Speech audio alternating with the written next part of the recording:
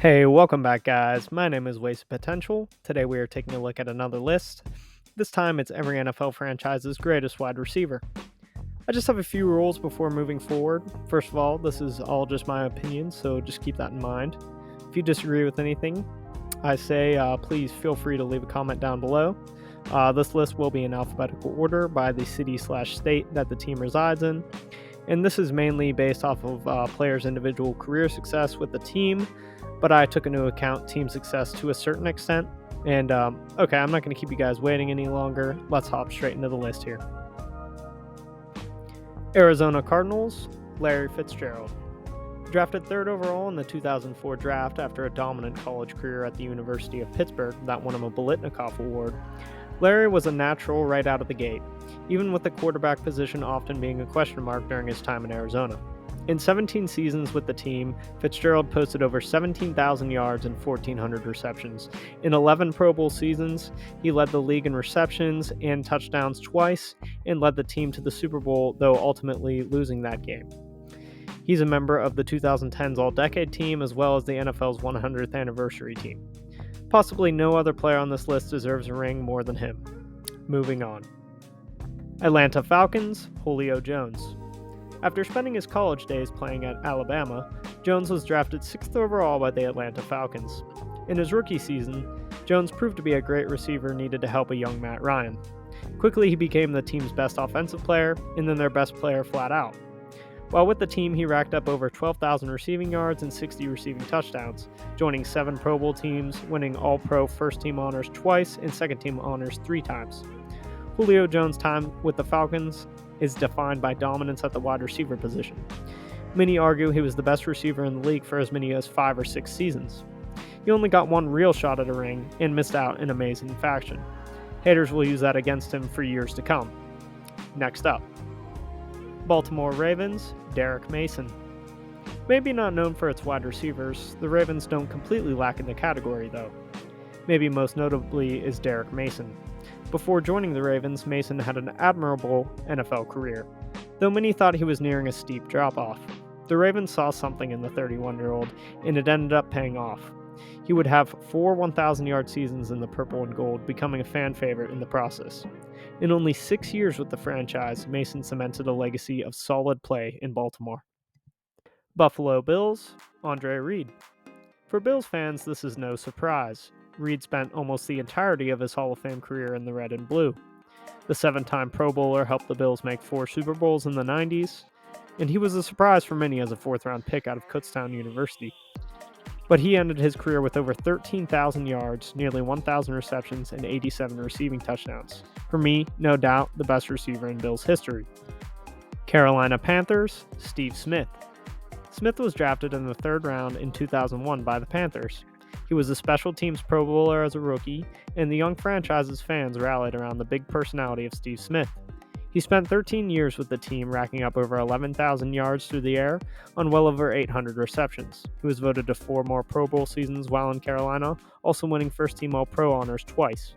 After leaving Carolina for Baltimore, tensions between Smith and the Panthers grew, but today he is looked at very positively by fans. Chicago Bears, Harland Hill. It's easy to write off Hill because he played in a different era, but do not underestimate him. He is the namesake of what is basically the Division II football version of the Heisman Trophy. Harland was picked in the 15th round of the 1954 draft out of Florence State. Despite being a late-round pick, he proved to be a star in the NFL. He made All-Pro teams 3 times with the Bears, first team twice, all within his first 3 years in the league. He led the NFL in receiving touchdowns twice as well. He was also the first recipient of the NFL's Jim Thorpe Most Valuable Player Award. Cincinnati Bengals, Chad Ochocinco. Selected in the 2nd round, pick 36 in 2001 by the Bengals, Chad Johnson splashed onto the scene in his sophomore season and never looked back. In 10 seasons with the Bengals, he would have 7 1,000-yard seasons, getting voted to 6 Pro Bowls and 2 All-Pro first teams, finishing his career in the orange and black with over 10,000 receiving yards and 66 touchdowns on over 750 receptions. He will always be known as one of the biggest personalities in the NFL. Cleveland Browns, Dante Loli.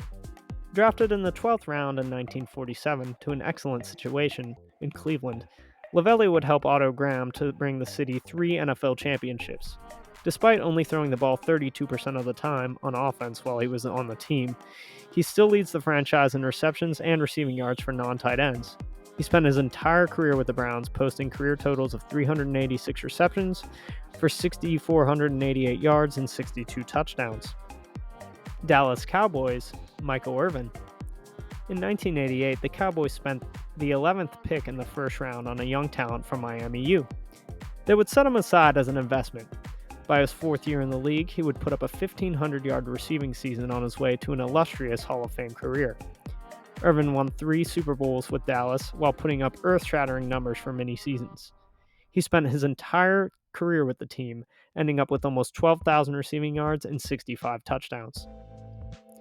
Denver Broncos, Rod Smith. Demaryius Thomas 100% deserves to be in the discussion here, but young fans often totally forget Rod Smith even exists. Smith was an undrafted free agent out of Missouri Southern State University when the Broncos signed him. His first catch was a game-winning 43-yard touchdown from John Elway, and the rest of his career continued to be successful as well. He spent the entirety of his career with the Broncos, winning 2 Super Bowls and being named to 3 Pro Bowls. In 12 years, he had well over 11,000 receiving yards and 68 touchdowns. Detroit Lions, Calvin Johnson. Not much of an explanation needed here. Johnson spent the entirety of his short career with the Lions, putting up completely ridiculous numbers. He is the single-season record holder in receiving yards with 1,964, with career numbers of 731 receptions for 11,619 yards and 83 touchdowns. In only 9 seasons in the league. Enough said. Green Bay Packers, Don Hudson. The Packers have played host to several great wide receivers. Hudson barely qualifies in the team's top 5 when it comes to yards or receptions, but he led the league in catches 8 times in 11 seasons and caught more touchdowns than anyone else 9 times, dragging the forward pass into the future and ensuring the existence of a small market team like Green Bay well into the future. In 1942, for an offense that ran the ball 56% of the time, Hudson had 74 catches for 1,211 yards and 17 touchdowns in 11 games. To that point, the league had only twice seen a receiver haul in at least 725 yards worth of receiving in a year. They both belong to Don Hudson. Houston Texans, Andre Johnson. In only the Texans' second season, they would decide to pick a wide receiver with the 3rd overall selection. That would definitely pay off for them, as they would not only get a reliable wide receiver, but a Hall of Famer. Johnson spent all but his last 2 seasons with the Texans. He helped them greatly in their first few playoff appearances to some success. In 12 years in Houston, he put up over 13,500 receiving yards and 64 touchdowns. He dazzled the new Houston fans and put fear in the 290-pound linebackers as an outstanding run blocker as well. Indianapolis Colts, Marvin Harrison Sr. Drafted in the first round of the '96 draft by the Colts, a young Harrison would quickly link up with the young Peyton Manning to some legendary success. He led the league in receptions and receiving yards twice and was a receiving touchdown co-leader 1 time. He had 8 1,000-yard receiving seasons and spent his entire 13-year career with the Colts, finishing with 14,580 yards on 1,102 receptions and 128 touchdowns. In one of his last seasons, he would win a hard-fought Super Bowl to wrap up his amazing Hall of Fame career. Jacksonville Jaguars, Jimmy Smith. Smith was on the roster of 2 Super Bowl-winning Dallas Cowboys teams without making a single catch. Jimmy Johnson cut him. The Eagles did as well before the former second-round pick landed in Jacksonville, where he quietly thrived for a decade. The versatile wide receiver could win inside or out, providing a diverse route tree for Mark Brunell and later Byron Leftwich. He showed up in a big way in the playoffs for those Jaguars as well. In his first 8 postseason games with the team, he had 617 receiving yards and 7 touchdowns to briefly make the Jags a perennial contender. Kansas City Chiefs, Tyreek Hill. Maybe not the longest tenure on the list. The Chiefs definitely still got their value out of the 5th-round pick they used on Hill. One word to define his time in KC: dominant. After a solid rookie campaign, he exploded to put up almost 1,200 yards in his sophomore season. The combination of Tyreek's speed with Pat Mahomes' throw power and accuracy may be unmatched, but it wouldn't last forever, luckily. During his time with the Chiefs, Cheetah would put up 6,630 yards on 479 receptions, while also grabbing 56 touchdowns. Las Vegas Raiders, Fred Biletnikoff. Another loyal player, Biletnikoff also spent his entire career with the team that drafted him. The Raiders took him in the second round of the AFL draft. He was also selected by the Lions in the NFL draft since they were separate leagues at that point, but he decided to play for the Raiders. He would stay there for 14 years, amassing 8,900 receiving yards on 589 receptions, while playing in some of the most iconic games in NFL history. Now an NFL Hall of Famer, his college legacy probably shines even better. The College Award for Most Outstanding Wide Receiver is named in his honor. Los Angeles Chargers, Lance Alworth. If he were born a decade later and played in Don Coryell's offense, he might have retired as the league's all-time receiving yardage leader. Instead, he settled for second place, but was only the second player in league history to break the 10,000-yard barrier. By 1968, there had only been 27 1,200 receiving yard seasons in NFL history. Alworth was responsible for 5 of them. He was a 7-time All-Pro and finished in the top 5 in AP AFC Player of the Year voting 6 times. Los Angeles Rams, Tory Holt. Holt was a key piece of the Rams offense immediately after being drafted 6th overall in 1999. He appeared in 2 Super Bowls with the Greatest Show on Turf squad, winning one and losing another to Tom Brady and Adam Vinatieri. Holt was one of those players that felt like they lit up the scoreboard every game you watched. He finished his career with the Rams with 12,660 yards on 869 receptions with 85 touchdown grabs in 10 seasons with the team. He joined the College Football Hall of Fame, but he's still waiting on his call for his gold jacket for the NFL. Miami Dolphins, Mark Duper. You could go with the other Mark Clayton here, but I thought Duper won by just a tiny edge. Both were great, and Duper spent his entire 11-season career with the Finns. Super Duper, as they called him, was a 3-time Pro Bowler and 1-time second-team All-Pro. During his career, he elapsed 8,869 yards from 511 receptions. He also nabbed 59 touchdowns. He helped Dan Marino smash records in the 80s and 90s. The Mark Duper was a fan favorite and still fondly remembered today. Minnesota Vikings, Randy Moss. Not a lot of other teams on this list had an easier choice. Moss is not only their best wide receiver of all time, no questions, but he's one of the NFL's greatest to ever do it. He had an outstanding college career at Marshall University that would lead him to getting drafted in the first round by the Vikings in 1998. He would have 1,300 yards and 17 touchdowns in his rookie season. Yes, that's right, I said rookie. And even though he wouldn't stick with the Vikings as long as some of the other players on this list, he still managed to make first-team All-Pro 3 times with the team, amassing 9,316 yards and 92 touchdowns. That alone would probably earn him a bust in Canton, Ohio. But of course, he basically had a whole nother career outside of Minnesota. Wow. New England Patriots, Julian Edelman. The stats might not jump off the page, but Edelman played his best when it mattered most, and that's what legacies are made from. He stuck with the Patriots throughout his entire career, and it paid off, with 3 Super Bowl wins and a Super Bowl MVP award. Not bad for a 7th-round pick who never made a Pro Bowl in their career. His career stats are as follows: 6,822 yards from 620 receptions, and nabbing 36 receiving touchdowns. New Orleans Saints, Marquez Colston. Sure, Julian Edelman may have gotten snubbed from a Pro Bowl or 2, but how about Colston, man? Often seen as one of the best players to never get voted to one, drafted in the 7th round out of Hofstra, Colston would make the PFWA All-Rookie team, but the awards would stop there. Fortunately, Colston would never stop putting up the numbers. He would have 6 1,000 receiving yard seasons, 8 with over 900, helping Breeze and the Saints win a Lombardi during the 2009 season. He spent all 10 seasons playing for the Saints, with career numbers of 9,759 yards and 72 touchdowns off 711 receptions. Many argue that he has the stats to be a Hall of Famer. For me, no doubt he's the greatest Saints receiver.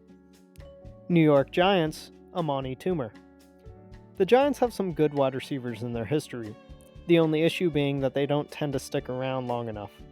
Amani Toomer may be the one great exception to this, as he spent 13 years with the Giants. Sticking around paid off for him, as he won a ring in 2007 after getting drafted 11 years earlier in the second round of the '96 draft.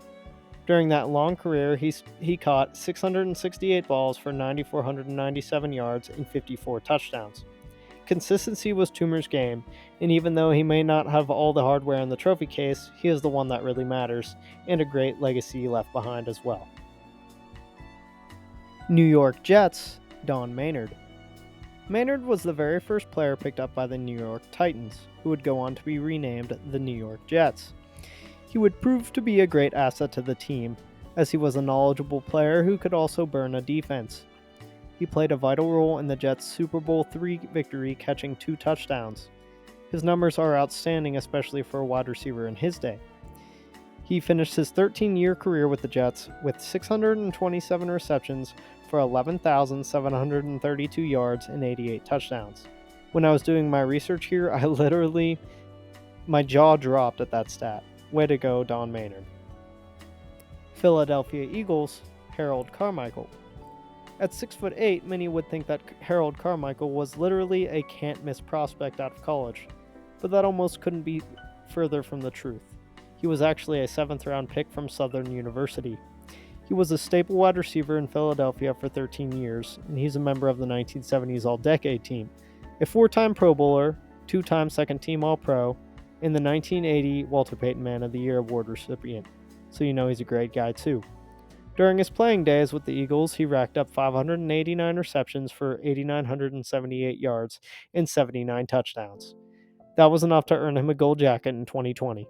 Adding to his Eagles legacy, he was an administrator for the team when they won the Super Bowl 52. Pittsburgh Steelers, Antonio Brown.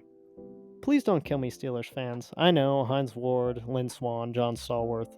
But Antonio Brown was someone who we've never seen before, and we've never really seen since he's left the league. His years with the Killer Bees are stuff of legend. The Steelers astonishingly picked him up in the 6th round of the 2010 draft out of Central Michigan.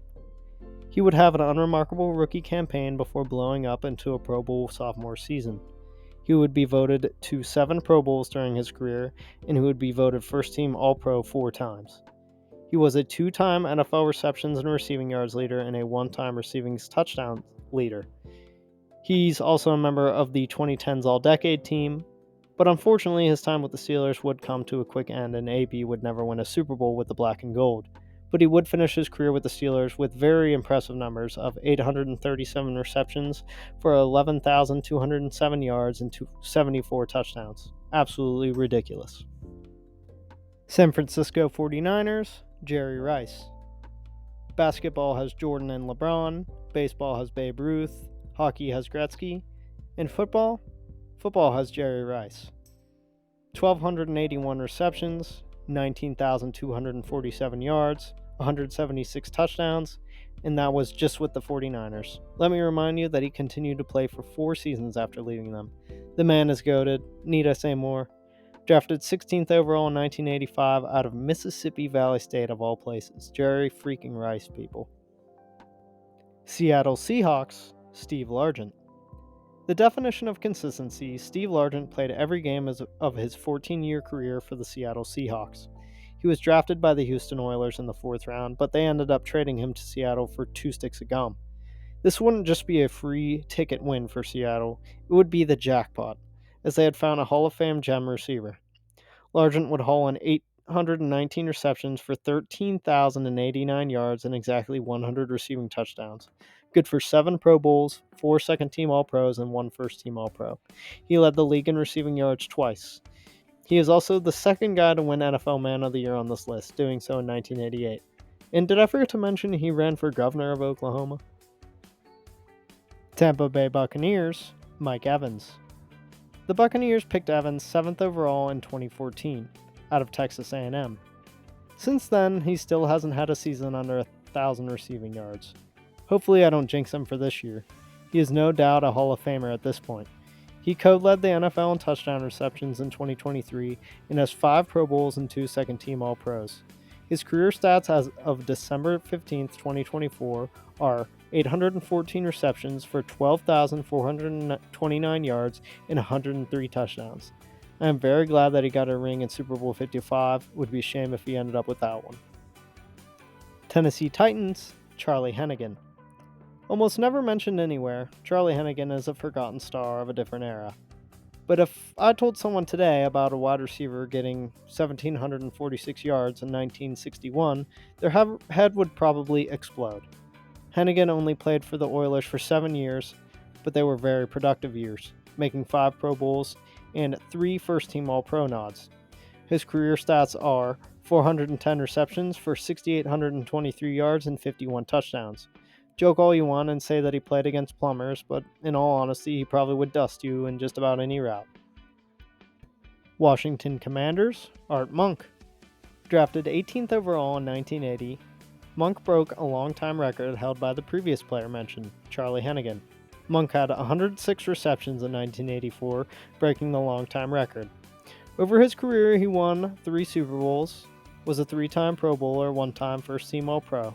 With the Commanders, he had 888 receptions for 12,026 yards and 65 touchdowns, securing him a spot in the Pro Football Hall of Fame in the 1980s All-Decade Team. That also rounds out our list. Thank you all for watching. I hope you enjoyed the list. If you did, please consider liking and subscribing. I plan on doing more videos like this in the future, so leave a comment down below with any suggestions. I'll see you guys in the next video. Thank you.